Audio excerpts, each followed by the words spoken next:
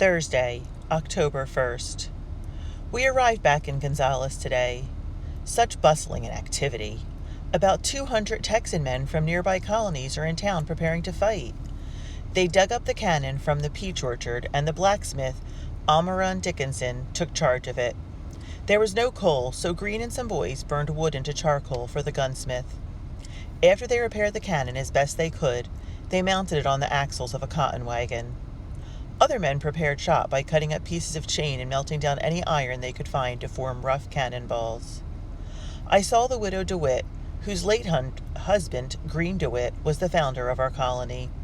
She was carrying a piece of white cloth in her arms, which she handed to the commander of the Texans. He unfurled a 6-foot white flag. In the middle of the flag was a replica of the little cannon, with a single black star above it and the words, "Come take it," written below. "We made it from my daughter Naomi's wedding dress," Mrs. DeWitt explained. Everyone cheered at the beautiful flag. When I got home, I hugged Mama and kissed Papa and bawled my eyes out and swore I would never be separated from them again. Uncle Henry had arrived with the Texan volunteers from San Felipe, and though Mama was glad to see him, I could tell that she was worried. Mama and I cooked enough food for 3 days and packed knapsacks for Willis and Uncle Henry. Though Papa doesn't like fighting, he didn't say a word of protest. I was too nervous to eat.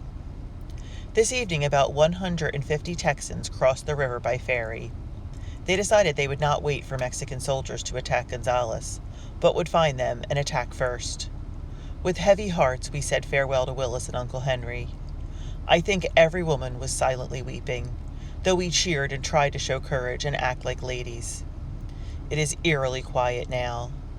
After she fed Papa, I saw Mama go behind the smokehouse to Baby Mary's grave.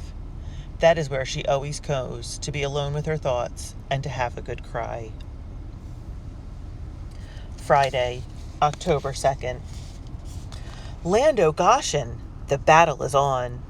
It is just past daybreak, and the fog is thick in the woods and hovers over the river. We were awakened by the most awful shriek. Nothing can describe it. Then came the pop, pop, pop of rifles in the distance. Papa says the scream is the old 6-pounder cannon. Lord Almighty, no wonder the Indians are afraid of it. The noise has stopped, and I am seizing the moment to make my diary entry. Who knows when I will have the opportunity again. If the Texans lose this fight, I may be in my grave this time tomorrow. Oh, the shooting and noise have started up again. My heart is pounding like a drum. Lord, protect us. The noise has been over for 2 hours now. I was worried sick, but a messenger just arrived with news that the victory is ours, and the Mexican dragoons are on the run back to San Antonio. I am delirious with relief. I've never heard such laughing and cheering. There is to be a fandango tonight to celebrate. Some men have gone to round up beeves to barbecue. It is 1 o'clock in the morning now, and still the fiddles play Turkey in the Straw, Molly Cottontail, and Piney Woods, while the Texans dance in the middle of the street. Mama made me leave the fandango about midnight, saying it isn't proper for a 13-year-old girl to be in the company of such rowdy men who've been drinking liquor all night. I am furious with Mitty. I cannot even bear to write what she did, so I will blow out the candle and try to sleep, though the noise of the fiddle comes through the window. I left my bonnet someplace. Sunday, October 3rd. I walked to town to look for my bonnet. The fandango lasted until daybreak, and drunk men were sleeping on the ground and on porches. I vowed I would not speak to Mitty today if I saw her. After the way she acted last night, I may never speak to her again. She knows I have had a fancy for Galba since I came to Texas. There was no shortage of men at the fandango last night, being about 200 men and hardly 50 women, so Mitty could have picked on someone else. How I love the Virginia reel and the cotillion and the waltz. Uncle Henry is an excellent dancer, and he swirled me around like I was a rag mop. I danced with Willis a time or two, until he worked up the courage to ask some girls his own age to dance. And Lem would rather be off in the woods with the raccoons than at a dance. I watched Galba all night long, praying he would ask me to dance, and wondering if I dared to ask him. By midnight, when the music started up for what would be my last dance, I mustered up courage to go walk up to Galba. But before I could speak, Mitty grabbed his arm and said, "You promised me a dance, and I'm claiming it now." I was so horrified I broke into tears and cried all the way home. Lem followed after me saying, "What's got your goat?" And I said, "Mitty stole my bow." And Lem said, "Mitty is 14. You'll have to wait another year or two before you try to snare a bow." I don't care if Mitty is older than me. She is supposed to be my friend. I never would have done that to her. Sunday, October 4th. All is excitement. More men keep arriving. Some are Texan farmers. Others are volunteers from the United States. They say broadsides are posted up all over the South, enticing men to join the Texas Army in exchange for land. All the American newspapers are buzzing with the news about Texas, getting Americans fired up. Papa says that President Andrew Jackson is itching to get Texas into the Union. Most of the volunteers are young and untamed and looking for a big scrape. Papa wishes they would all stay home and mind their own business, but I think fighting for freedom is a noble cause. Rumors say there will be a Texas Army uniform. How dashing the young men will look.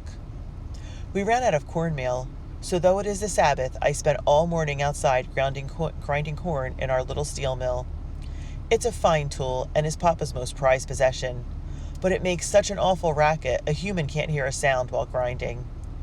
Every time I stopped to pour more dry corn down the funnel, my ears would ring. At the rate the volunteers are eating our food, we'll all be skeletons by Christmas.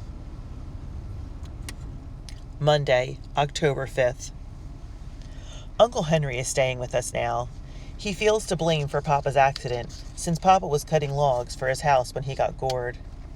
This morning, Uncle Henry killed a wild pig and brought it to the house, but Papa was too proud to take it, and said his sons were perfectly capable of providing meat for the family while he was laid up. He made Willis take the pork to the volunteers camped in a cornfield outside town. Mama didn't say anything to Papa, but she slammed pots and pans around the hearth for most of the morning. Tuesday, October 6th. A courier rode into town today with some frightful news.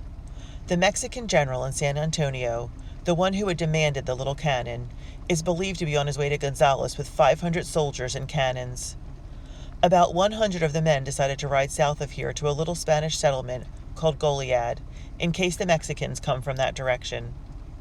There is an old Spanish presidio there, garrisoned by a few Mexican soldiers. Uncle Henry said he reckoned he would go with them. I know it is because he and Papa argue so much. Mama is sad to see him go. She promised to watch over Aunt Nancy and the children if something happens to him. Wednesday, October 7th. Last night someone stole Uncle Henry's shirt that was hanging out to dry. Without a thought for himself, Willis gave Uncle Henry his best shirt. Mama took out the new blue cotton cloth and began sewing Willis a new one. Thursday, October 8th. Willis and I came across Mitty today at the river, sitting on a log, crying. Willis can always make her smile, so he sat beside her and tweaked her nose. "What's wrong? Did an alligator eat your bonnet?" he said. Mitty tried to smile, but choked on her tears. "Those awful boys won't stop teasing me about Papa. They say he ran off because he couldn't stand living with me and Mama and all the young'uns. It isn't true. Papa didn't run off. I know he didn't." Willis stopped joking and patted her shoulder. "Of course he didn't run off. Why, I heard that the rivers twixt here and Louisiana are higher than a pine tree. Your Papa is just tied up waiting for his supplies. He'll be here before you know it, and all those boys will look like fools. Don't worry. I'll make sure they don't bother you anymore." He turned and headed toward town. When he passed by me, he whispered, "Be kind to Mitty. She's upset over her pa." I was still mad at Mitty because of the fandango, so I didn't want to talk. While I filled the water bucket, she picked an armful of yellow daisies. When we walked by the stones and wooden cross that marked Baby Mary's empty grave, Mitty handed me the flowers and said, "These are for little Mary." I couldn't stay mad at her after that. We pulled weeds from the grave and talked for an hour. She explained that she had grabbed Galba at the fandango because Willis teased her about not being able to dance, so she had to prove him wrong. We both laughed and hugged. I'm glad I don't have to be mad at her anymore. Friday, October 9th. There is no school and cotton picking has been delayed, for all the men think about is war. A messenger arrived in town with word that our boys had taken over the Spanish presidio in Goliad. Everyone is in high spirits now. Mama was relieved to hear that nobody got killed. The troops outside town bicker constantly, for no one can agree on who the leader will be. Papa says it sounds like they are the picture of disorganization. Saturday, October 10th. While at the general store, I met a tall red-headed man with handsome features. He was buying ink and looking to purchase a new journal. He saw mine and admired it and told me he kept a daily journal too. I told him it is my most prized possession. He smiled and said, "Good for you." Turns out that man was William Travis, the lawyer whose fiery speeches have been stirring things up in the colonies. He looked to be only about 25 or so. Sunday, October 11th. Just when it looked like this Texan army would never amount to a hill of beans, the most amazing thing happened. Mr. Stephen F. Austin himself rode into town. He is a slender man with dark wavy hair, a high intelligent forehead, and dark eyes. He wore a black suit that stood out amongst all the rough buckskin and homespun of most. He rode with great dignity. Every man who saw him removed his hat and spoke with respect. And best of all, the grumbling and bickering stopped. Though Mr. Austin has a bad cough and looks sickly and frail from the illness he caught while in prison, he was still unanimously elected to be the commander-in-chief of the army. He ordered supplies to be gathered and then organized the troops. They are to go west to San Antonio to face the Mexican soldiers garrisoned there. I cannot believe war is truly upon us. I did not think this day would ever come. I know freedom is a noble cause, and our men must fight, but why is the lump in my throat so painful? Monday, October 12th. We are preparing for war. Willis and Lem cut down stalks of cane from the creek, ripped off the leaves, and attached old metal files to form poor man's lances. Willis asked me to strike a blow for freedom by making bullets. He showed me how to melt down every piece of lead I could find and pour the hot metal into hollow reeds. They are strange-looking bullets, but my heart swelled with pride when Willis said I did a fine job. Mama finished sewing his new shirt. She repaired the holes in his moccasins, too. I cooked all the cornmeal we had and boiled every egg I could find and brought in beef from the smokehouse. We wrapped the food in Mama's tablecloth, then wrapped that with one of Mama's quilts. Willis put on his new shirt, then trimmed his hair. He never looked more handsome. Poor Papa. His heart is breaking. He hates war, but he loves his son. Says Papa, "Son, do you think war is the answer?" Says Willis, "With 500 Mexican soldiers on their way, it's the only recourse we have. We must fight for our rights and our families." Papa says, "Then go on. You're old enough to make your own decisions. Do what you think is right." It is almost dark now. I hear the distant shouts of men across the river training for war. They will leave tomorrow. My heart aches that Willis will be among them, but I am proud of his courage and determination to fight for Texas's freedom. I must pray for our boys now, then try to sleep. Tuesday, October 13th. The Texan army left this morning for San Antonio. In the midst of the men was the little cannon on a makeshift cart whose wheels were made of big tree trunk circles. It squeaked and wobbled as two longhorn steers pulled it. Sarah DeWitt's "Come and Take It" flag waved proudly from a cane pole. Every man, woman, and child lined the river and cheered as the army marched away. Boys climbed trees and women waved tear-stained handkerchiefs. Even Papa made us put him in the wagon and drive to the river, though his face grimaced with pain. As the men marched by, Papa said to a neighbor, "This coming war is like a boulder rolling down a mountain. If you can't stop it, best just get out of the way and let it do its damage." From the poorest farmer to the wealthiest merchant, our brave men and boys marched off. My heart pounded as I saw Willis with Mama's colorful quilt rolled up on his back and the old Kentucky rifle and powder horn slung over his shoulder. He looked so serious and old. Such a ragtag army. Some wore animal skin caps and buckskin breeches, stained with grease and dirt as if they had spent their lives in the woods. Others wore rough homespun linsey woolsey. Some draped colorful Mexican serapes over their shoulders and wore Mexican sombreros on their heads. Others wore plantation hats. I saw buffalo robes and store-bought blankets and quilts made by wives and mothers. Few leather boots were to be seen, but brogans and moccasins were plentiful. Spanish gourds and skin pouches served as water canteens.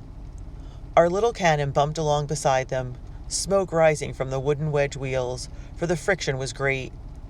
It was their only piece of artillery, and a disabled one at that, to go against all the cannons of the Mexican army. For weapons, the men carried old muskets, long rifles, knives, or dueling pistols. They had no swords or bayonets, and Papa said there was hardly powder and lead enough between them to last a few days. When a neighbor said to Papa, "They're all a bunch of fools," Green piped up, "They ain't fools, they're heroes." The man laughed and said, "Same thing. Only difference twixt one and t'other is who wins the fight." Then Green turned to Papa, all sad-eyed. "Papa, you would go if your leg wasn't hurt, wouldn't you?"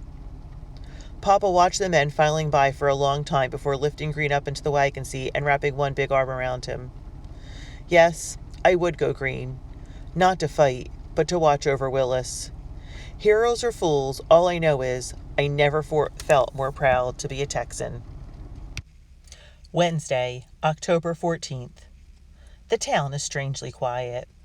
Papa has spoken very little since the army left. Mitty and I went to the general store today to get some salt. We saw young Susanna Dickinson and her darling little girl, Angelina. The Dickinsons live a few cabins away from the Rose. Susanna's husband, Almiron, is the blacksmith in charge of the cannon. Susanna asked me and Mitty to watch Angelina for a few minutes while she chops some wood. Angelina has just learned to walk and is getting into everything. She is so pretty with silky black hair and deep blue eyes. She looks much like her mother. Mitty and I let her walk back and forth between us and carried her piggyback around town until Susanna finished her work. Every time I see Angelina, I cannot help but think of baby Mary and wonder how it would be to have a little sister. I noticed that Susanna's eyes were red. She said she had got some lye soap in them, but Mitty and I are sure she was crying. She gave each of us a piece of sugar cane for our trouble. Sugar is about as rare as hen's teeth around here, so I chewed it slowly and crushed out the sweet juice. My tongue rejoiced. Thursday, October 15th. Papa said we could not delay picking the rest of the cotton another day, or we will starve over the winter. We arrived at the cotton field at daybreak. The day started cold and miserable, but grew hot as we worked at a steady pace, dragging our long sacks behind us. Len and I competed to see who could reach the end of our row first. None of us can top what Papa would have picked, close to 300 pounds a day if his leg were healed. Mama and Lem picked under 200 pounds, and I far less than that. But by the end of the day, my full sack was so heavy I could hardly walk, and every inch of my body ached. The farmer across the river has much more land than Papa and owns slaves. We can hear the Negroes singing and chanting in deep, beautiful voices. Mama sings hymns to pass the time, but nothing makes the work easy. Friday, October 16th. Papa made himself a hickory walking stick and hobbles around the house and yard. My brothers are sleeping inside now, since the nights are getting right cool. That strange star in the evening sky seems bigger every night. Mrs. Rose says it's Halley's comet. I sit on the porch and watch it each night.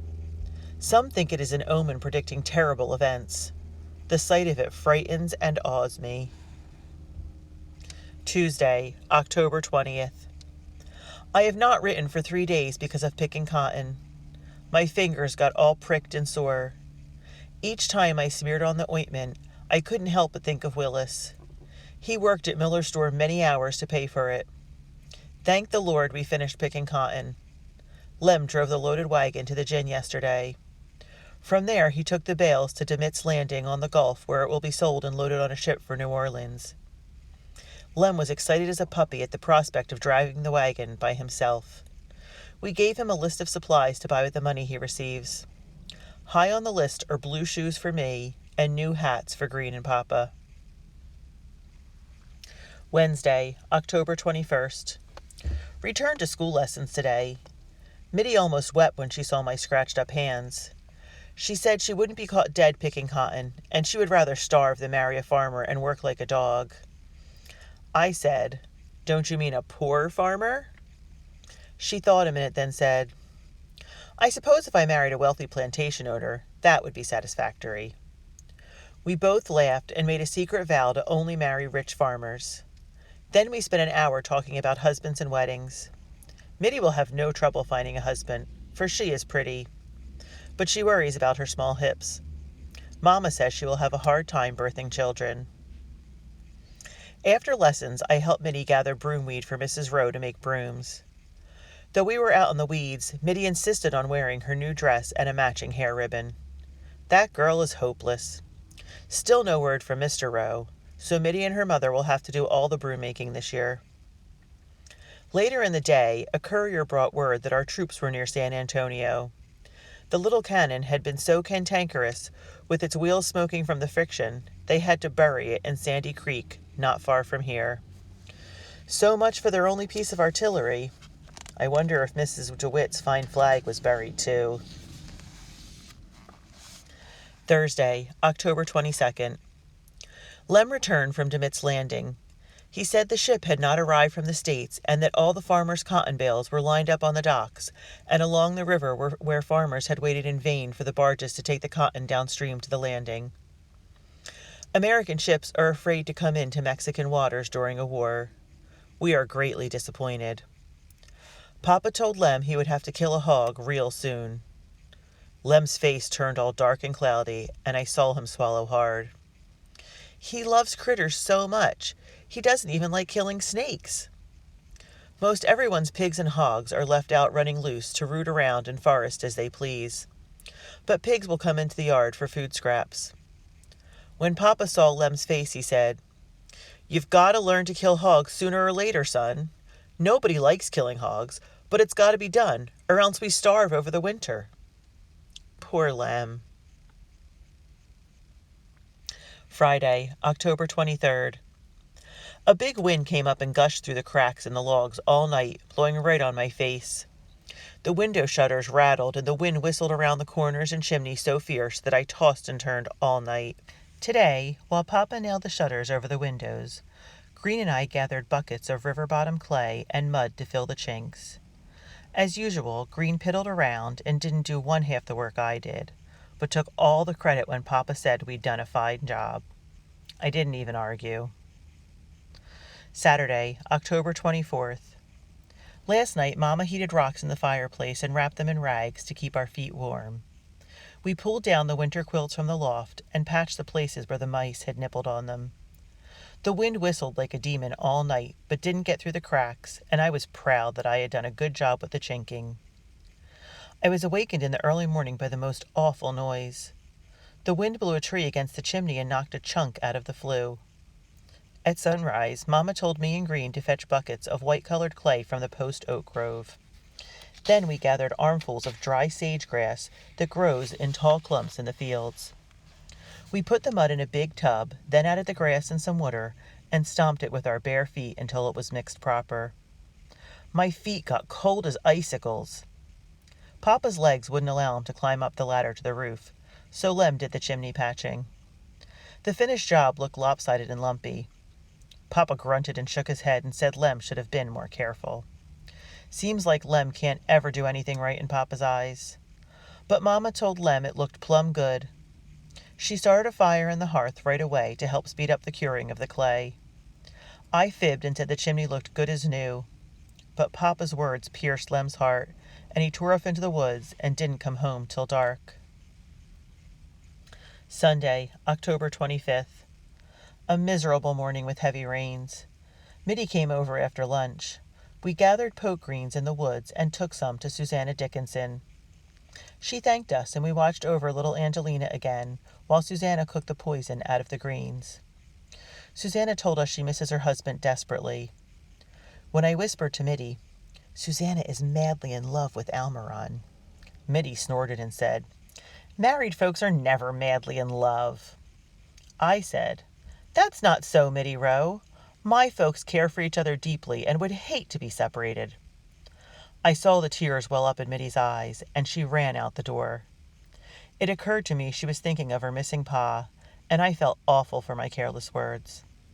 How I wish that man would come back, or at least write and end Mitty's worries. Monday, October 26th. I spied a perfect clump of mistletoe up in a thorny mesquite tree. I will keep my eye on it for Christmas and hang it above the door. I have never been kissed by a boy nor a man, except for relatives, and they do not count. Mitty claims there is nothing to it, but she is not tongue-tied and goose-brained like me. Flirting and chatty conversation comes natural to her. As for kissing, I can think of nothing else on earth that I want and fear so much at the same time. Tuesday, October 27th. I walked to Mitty's house in the hopes of getting a school lesson, but Mrs. Rowe was too busy to teach. When I got there, she was chopping wood with an axe about as big and heavy as she is. With the town's men gone, it's that way with most of the families. I saw a woman killing a rabbit with a sling. She said her husband had taken their only gun, and the family had no meat.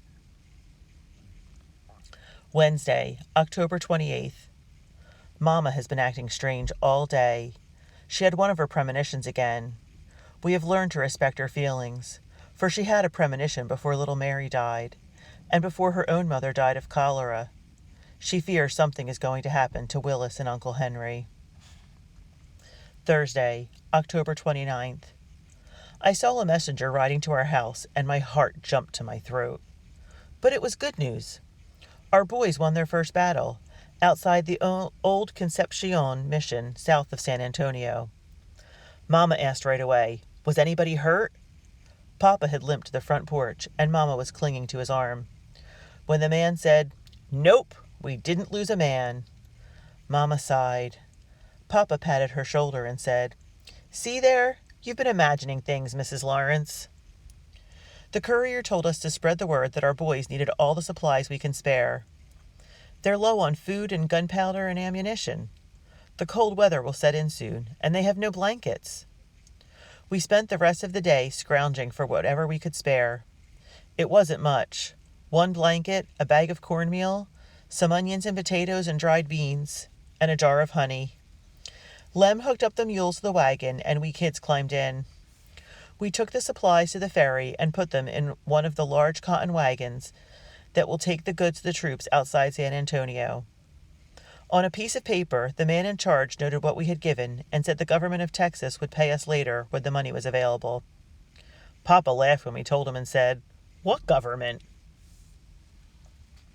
Friday, October 30th. Gathered pecans down by the river. Len climbed the trees and shook down the ripe ones.